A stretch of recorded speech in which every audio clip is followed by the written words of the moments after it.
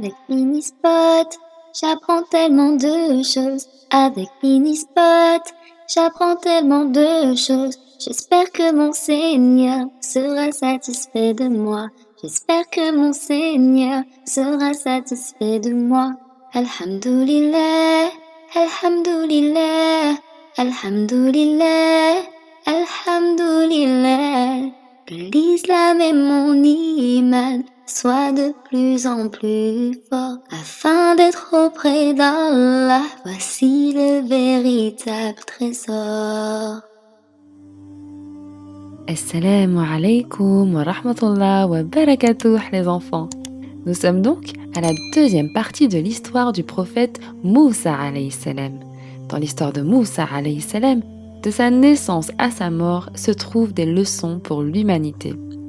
La décision prise par sa mère nous apprend des choses qui peuvent nous être fort utiles de nos jours encore, mais elle nous apprend surtout qu'il faut savoir placer sa confiance en Allah azza wa jal. Moussa alayhi salam naquit durant une année où les fils des enfants d'Israël devaient être mis à mort à leur naissance sur ordre de Pharaon. Imaginez la terreur que devait vivre chaque femme enceinte dans de telles conditions. La grossesse n'était plus un événement à célébrer, mais une source de peur et d'insécurité. Des agents du pouvoir parcouraient les rues et s'introduisaient dans les maisons à la recherche de femmes enceintes. C'est pourquoi la mère de Moussa alayhi salam dissimula sa grossesse du mieux qu'elle le pouvait. On imagine aisément les conditions dans lesquelles elle donna naissance.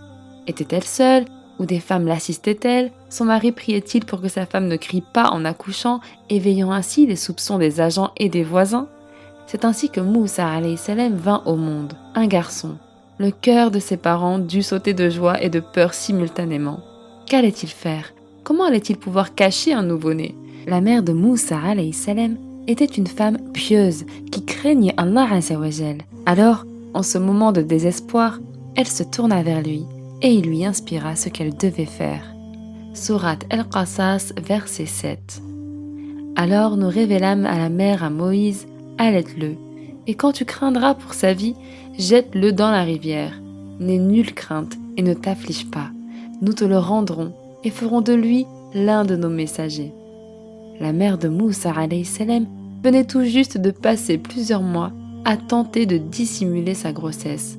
Et maintenant qu'elle tenait son bébé serré contre elle, Allah azza wa jal lui demandait de le mettre à la rivière.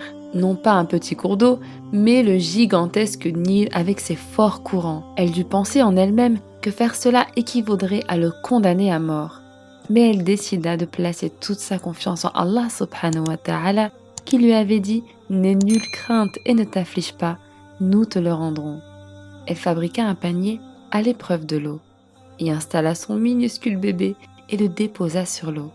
Ibn Kathir rapporte qu'au moment où elle déposa le panier sur l'eau, le courant s'apaisa et transporta le panier tout doucement.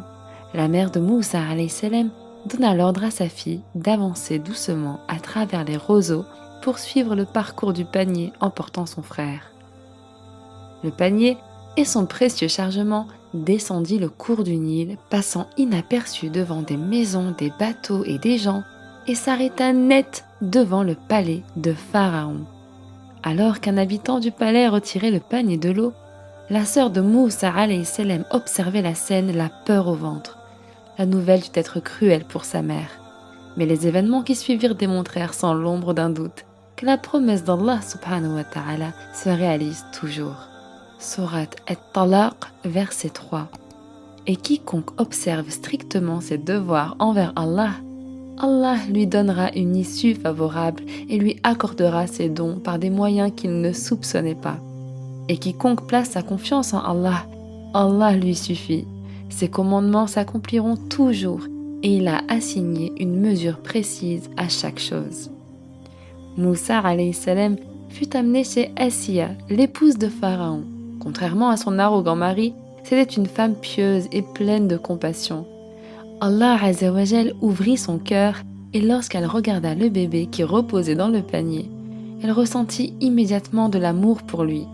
Elle et son mari avaient jusque-là été incapables de concevoir un enfant et ce bébé venait éveiller en elle son instinct maternel. Elle le serra contre son cœur et demanda à son mari de l'accepter au sein de leur famille. probablement à cœur défendant, Pharaon accepta l'enfant qui faisait partie du plan d'Allah Azzawajal pour assurer la chute de la maison royale. Loin de l'abandonner, Allah subhanahu wa ta'ala fit de Moussa alayhi salam un fils royal d'Égypte, subhanallah, lui apportant le meilleur soutien de tout le pays. Assia et Pharaon avaient maintenant un fils qui se retrouvait protégé par la personne même qui aurait voulu sa mort si elle l'avait su. Sourate Al-Qasas, versets 8 et 9. C'est ainsi que la famille de Pharaon recueillit cet enfant qui plus tard allait devenir pour eux un ennemi et une source d'affliction. Certes, Pharaon, Aman et leurs troupes étaient d'impénitents pécheurs. La femme de Pharaon dit « Cet enfant sera une consolation pour moi et pour toi. Ne le tue pas.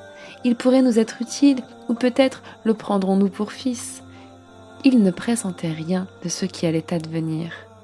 C'est la fin de la deuxième partie de l'histoire du prophète Moussa alayhi salam. Nous reprendrons la prochaine fois, Inch'Allah. En attendant, prenez soin de vous les enfants et à très prochainement, Inch'Allah.